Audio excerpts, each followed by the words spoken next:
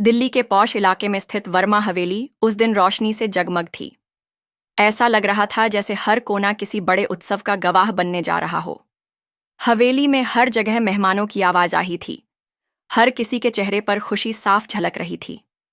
आहना वर्मा, वर्मा परिवार की सबसे प्यारी बेटी, अपनी शादी के सपने में खोई हुई थी। 25 साल की आहना बेहद खूबसूरत और मासूम थी। वह अपने माता पिता की आंखों का तारा थी। दीदी, यह साड़ी कैसी है? उसकी सौतेली बहन सपना ने मुस्कुराते हुए पूछा। यह बहुत खूबसूरत है सपना, तुम्हें यह जरूर पहननी चाहिए, आहना ने मुस्कुराते हुए कहा। सपना ने आहना को देखा। उसकी मुस्कान में हल्का सा जलन का भाव था, जिसे आहना कभी समझ नहीं पाई। दीदी, तुम बहुत खुश हो ना? अरमान जी जैसे लड़के के साथ शादी हर लड़की का सपना होता है, सपना ने कहा। आहना ने गहरी सांस ली। हाँ, सपना, यह सच में मेरे लिए किसी सपने जैसा है। लेकिन उसे नहीं पता था कि यह खुशी केवल कुछ दिनों की मेहमान थी। शादी के दिन नजदीक आ रहे थे और हर कोई तैयारी में व्यस्त था। इसी बीच सपना ने अपने दिल में एक खतरनाक साजिश रची। सपना को हमेशा से लगता था कि वह आहना से कमतर है। वह अरमान को पसंद करती थी, लेकिन जब उसने देखा कि अरमान ने आहना को पसंद किया, तो उसके दिल में नफरत की आग भड़क उठी। यह शादी नहीं हो सकती। अरमान मेरा है, सपना ने अपने दोस्त संजय से कहा। लेकिन तुम यह सब क्यों कर रही हो? संजय ने पूछा। मुझे जो चाहिए, मैं उसे पाने के लिए किसी भी हद तक जा सकती हूं, सपना ने दृढ़ता से कहा। उसने एक योजना बनाई जो न केवल आहना की जिंदगी बल्कि पूरे परिवार को हिलाकर रख देगी। एक शाम सपना ने आहना को एक पार्टी में आने का निमंत्रण दिया। दीदी, यह पार्टी तुम्हारे लिए है, शादी से पहले की आखिरी मस्ती, आहना ने थोड़ा झिझकते हुए कहा। पार्टी? लेकिन इतने काम बाकी हैं, मुझे पापा से पूछना पड़ेगा। अरे दीदी, यह सिर्फ हमारी छोटी सी पार्टी है, सिर्फ दोस्त और परिवार, पापा को बताने की क्या जरूरत है? आहना को सपना की बातों में विश्वास था। उसने हामी भर दी। पार्टी एक क्लब में आयोजित की गई थी। यह जगह अजीब थी, लेकिन सपना ने उसे यह कहकर दिलासा दिया कि सब कुछ ठीक है। ये ड्रिंक लो दीदी, तुम्हारे लिए खास तैयार किया गया है, सपना ने एक गिलास उसके हाथ में पकड़ाते हुए कहा। आहना ने गिलास से एक घूंट लिया। कुछ ही देर में उसे अजीब सा महसूस होने लगा। सपना, मुझे ठीक नहीं लग रहा, उसने धीमे स्वर में कहा। सब ठीक है, बस थोड़ा आराम करो, मैं तुम्हें ऊपर ले चलती हूं, सपना ने कहा। सपना ने उसे कमरे में ले जाकर बिस्तर पर लिटा दिया। वहां पहले से ही एक व्यक्ति मौजूद था। उसका चेहरा ढका हुआ था। सपना ने दरवाजा बंद कर दिया और बाहर चली गई। आहना को कुछ भी समझ नहीं आ रहा था। उसकी आंखें भारी हो रही थीं और उसे ऐसा महसूस हो रहा था जैसे वह अपना नियंत्रण खो चुकी हो। रात के अंधेरे में उसकी जिंदगी का सबसे बड़ा विश्वासघात हुआ। अगली सुबह जब आहना की आंख खुली तो उसने खुद को एक अजनबी कमरे में पाया। बगल में कोई सो रहा था। ये क्या हो रहा है? उसने घबराकर खुद से कहा। उसने जल्दी जल्दी कपड़े ठीक किए और कमरे से बाहर निकल आई। घर पहुंचने पर उसके पिता पहले से ही गुस्से में थे। आहना, तुम पूरी रात कहाँ थी? उसके पिता ने कड़क आवाज में पूछा। पापा, मैं, आहना ने बोलने की कोशिश की, लेकिन सपना ने पहले ही कहानी बना ली थी। पापा, दीदी ने हमारी इज्जत मिट्टी में मिला दी।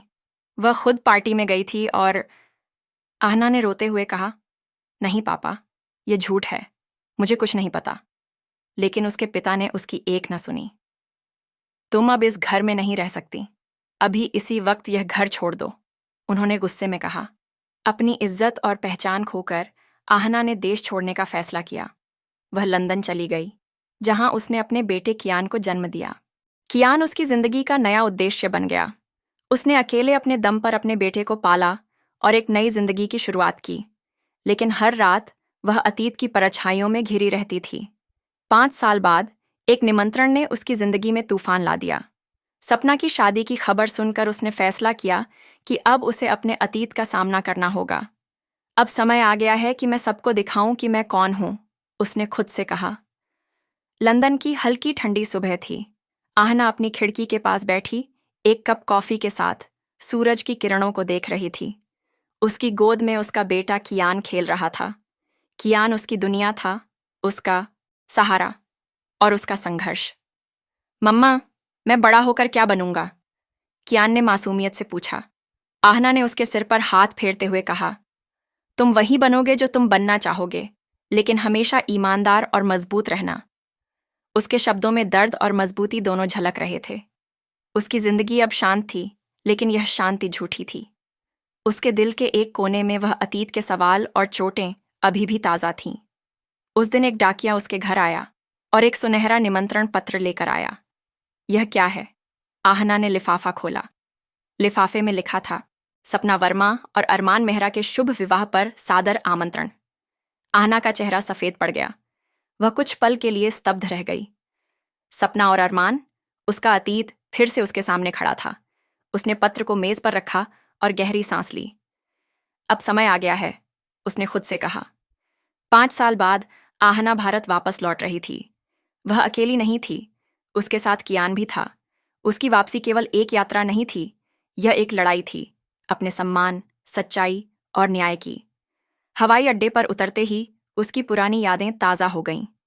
दिल्ली की सड़कों, हवेली और उन लोगों की तस्वीरें उसके दिमाग में घूमने लगीं जिन्होंने उसे धोखा दिया था। मम्मा, ये हमारा नया घर है? कियान ने पूछा। नहीं बेटा, ये हमारी पुरानी जड़ों की शुरुआत है। उसने वर्मा हवेली में हलचल थी। शादी की तैयारियां जोरों पर थीं। सपना और अरमान खुश नजर आ रहे थे, लेकिन जैसे ही आहना हवेली के दरवाजे पर पहुंची, वहां खड़े सभी लोग ठिठक गए। आहना, उसकी सौतेली मां ने चौंकते हुए कहा। सपना और अरमान भी ठहर गए। आहना ने अपने बेटे कियान का हाथ पकड़ा हुआ था। उसकी आंखों में डर नहीं, बल्कि आत्मविश्वास झलक रहा था। आप सबको देखकर खुशी हुई, उसने शांत स्वर में कहा। सपना के चेहरे पर हल्की घबराहट दिखी, लेकिन उसने तुरंत खुद को संभाल लिया। दीदी, तुम, इतनी सालों बाद? सपना ने मुस्कुराने की कोशिश की। हाँ, मैं अपने बेटे के साथ वापस आई हूं, उसने गर्व से कहा। हवेली में सब फुसफुसाने लगे। यह बच्चा कौन है? क्या यह अरमान का है? सपना ने अपने आप को शांत दिखाने की कोशिश की, लेकिन वह अंदर से घबरा चुकी थी। उसने तुरंत अरमान से कहा, तुम उससे कुछ मत कहो, वह बस हमारा तमाशा बनाना चाहती है। अरमान ने सहमति में सिर हिलाया, लेकिन उसकी आंखों में सवाल थे। आहना ने सीधे अपने पिता से मिलने का फैसला किया। वह उनके कमरे में गई। पापा, उसने दरवाजा खोलते हुए कहा। उनके पिता ने उसे देखा और एक पल के लिए चुप रहे। उनकी आंखों में शर्मिंदगी और पछतावा दोनों झलक रहे थे। तुम वापस क्यों आई हो? उन्होंने गहरी आवाज में पूछा। अपनी सच्चाई बताने पापा, मुझे आपसे जवाब चाहिए। आपने उस दिन मेरी बात क्यों नहीं सुनी? उनके पास कोई जवाब नहीं था। आहना ने तय किया कि वह चुप नहीं रहेगी। उसने सपना और अरमान के सामने जाकर कहा, यह शादी नहीं होगी, क्योंकि यह झूठ और धोखे पर बनी है। सपना ने गुस्से में कहा, तुम ये सब क्यों कर रही हो? तुम्हें इससे क्या फायदा होगा? आहना ने उसकी ओर देखा। फायदा? मैं अपने बेटे के लिए यहां हूं, ताकि उसे पता चले कि उसकी मां क्या झेल चुकी है। हवेली के लोग अब और भी चौंक गए। तो यह बच्चा उस रात का नतीजा है? एक रिश्तेदार ने फुसफुसाते हुए कहा। सपना के चेहरे पर पसीना आ गया। आहना ने तय किया कि वह अपनी कहानी सबके सामने लाएगी। उसने अपने अनुभवों को एक हथियार की तरह इस्तेमाल करने की योजना बनाई। क्या वह अपने बेटे के लिए न्याय पा सकेगी? क्या सपना और अरमान के राज उजागर होंगे? क्या उसके पिता उसका समर्थन करेंगे? आगे की कहानी में ड्रामा और रोमांस के साथ बदले की गहराई बढ़ती जाएगी। आहना के अचानक लौटने और उसके साहसिक दावे ने वर्मा हवेली में तूफान ला दिया। हर कोई उसकी बातों और अतीत के इर्द गिर्द फुसफुसा रहा था। यह लड़की क्यों वापस आई है? क्या वह सच में अपनी सच्चाई साबित कर पाएगी? एक बुजुर्ग महिला ने धीमे स्वर में कहा। सपना ने खुद को शांत रखने की कोशिश की, लेकिन अंदर से वह डरी हुई थी। उसने अरमान को एक कोने में खींचा। अरमान, हमें इसे संभालना होगा। अगर उसने सबको सच्चाई बता दी तो हमारी इज्जत मिट्टी में मिल जाएगी, सपना ने गुस्से में कहा। अरमान ने उसकी बात सुनकर गहरी सांस ली। सपना, हमें शांत रहना होगा। हमें देखना होगा कि वह क्या करने की कोशिश कर रही है। आहना अपने बेटे कियान के साथ मुख्य हॉल में आई, जहां परिवार के सभी सदस्य इकट्ठा थे। उसके पिता ने गंभीर स्वर में कहा, आहना, मुझे उम्मीद है कि तुमने जो कहा उसके पीछे कोई वजह है। पापा, वजह बहुत बड़ी है। ये बच्चा, आहना ने कियान को देखते हुए कहा। यह बच्चा उस रात का परिणाम है जब मुझे धोखे से एक अजनबी के पास भेजा गया था। पूरे कमरे में सन्नाटा छा गया। सपना और अरमान ने एक दूसरे को घबराई नजरों से देखा। यह क्या बकवास है? सपना ने चिल्लाते हुए कहा। तुम्हें सबकी इज्जत से खेलने में मजा आ रहा है ना? इज्जत? तुम किस इज्जत की बात कर रही हो सपना? आहना ने तीखे स्वर में कहा। तुम्हारे झूठ और साजिशों ने मुझे बर्बाद कर दिया, लेकिन अब मैं वापस आई हूं अपनी सच्चाई साबित करने। जैसे ही यह चर्चा चल रही थी, हवेली के बाहर एक गाड़ी आकर रुकी। एक आकर्षक, रहस्यमय शख्स कार से उतरा। वह लंबा, आत्मविश्वासी और गहरे राजों से भरा हुआ दिख रहा था। वह व्यक्ति अंदर आया और सबकी नजरें उसकी ओर मुड़ गईं। यह कौन है? सपना ने फुसफुसाते हुए कहा। मेरा नाम विक्रांत है, उसने गहरी आवाज में कहा। मैं आहना का पुराना दोस्त हूं। आहना ने उसे देखकर राहत महसूस की। विक्रांत, मुझे नहीं पता था कि तुम यहां आओगे, आहना ने कहा। तुम्हारी मदद के लिए कहीं से भी आ सकता हूं, उसने जवाब दिया। सपना ने विक्रांत की मौजूदगी को खतरा समझा। उसने तुरंत संजय को फोन किया, जो उसका पुराना साथी और साजिश में शामिल था। संजय, हमें कुछ करना होगा। यह आदमी हमारी मुश्किलें बढ़ा सकता है, सपना ने कहा। तुम चिंता मत करो, मैं सब संभाल लूंगा, संजय ने जवाब दिया। सपना और संजय ने मिलकर योजना बनाई कि विक्रांत को रास्ते से हटाया जाए। दूसरी ओर विक्रांत और आहना के बीच पुराना रिश्ता फिर से जाग उठा। विक्रांत ने आहना की हर मुश्किल में साथ देने का वादा किया। आहना, तुम्हारे साथ जो हुआ वह गलत था, लेकिन अब तुम अकेली नहीं हो। मैं तुम्हारे साथ हूं, विक्रांत ने दृढ़ता से कहा। आहना की आंखों में आंसू थे, लेकिन यह आंसू दुख के नहीं, उम्मीद के थे। सपना ने महसूस किया कि आहना की वापसी और विक्रांत की मौजूदगी उसकी शादी के लिए खतरा बन सकती है। उसने अरमान को भड़काने की कोशिश की। अरमान, अगर तुमने कुछ नहीं किया तो यह लड़की हमारी शादी तोड़ देगी। क्या तुम्हें यह मंजूर है? सपना ने गुस्से में कहा। अरमान ने झुंझलाकर कहा, मैं देखूंगा कि क्या करना है, लेकिन तुम अपने आप को शांत रखो। एक रात हवेली के बगीचे में आहना और सपना आमने सामने आ गए। तुम्हें क्या लगता है सपना, तुम्हारा झूठ हमेशा छुपा रहेगा? आहना ने चुनौती देते हुए कहा। तुमसे ज्यादा चालाक मैं हूं दीदी, तुम मुझे हराने का सपना भी मत देखना, सपना ने जवाब दिया। यह लड़ाई सिर्फ मेरी नहीं है सपना, यह मेरे बेटे के भविष्य की है, और मैं किसी भी हद तक जाऊंगी, आहना ने कहा। विक्रांत ने अपने संपर्कों की मदद से पता लगाया कि उस रात का सारा खेल संजय और सपना ने मिलकर रचा था। उसने आहना को बताया, यह साजिश सपना और उसके साथियों ने की थी। अब समय है कि हम उनके खिलाफ ठोस सबूत जुटाएं, आहना ने दृढ़ता से कहा। मैं उनके हर झूठ को उजागर करूंगी, ये मेरी वापसी का मकसद है। आहना और विक्रांत ने फैसला किया कि अब उनके पास झूठ के इस मकड़जाल को तोड़ने के लिए ठोस सबूत होना चाहिए। विक्रांत ने अपने पुराने दोस्त आदित्य को बुलाया, जो एक निजी अन्वेषक था। आदित्य, हमें सपना और संजय की करतूतों के बारे में सब कुछ चाहिए, विक्रांत ने कहा। तुम चिंता मत करो, मैं इनकी हर चाल का पर्दाफाश कर दूंगा, आदित्य ने भरोसा दिलाया।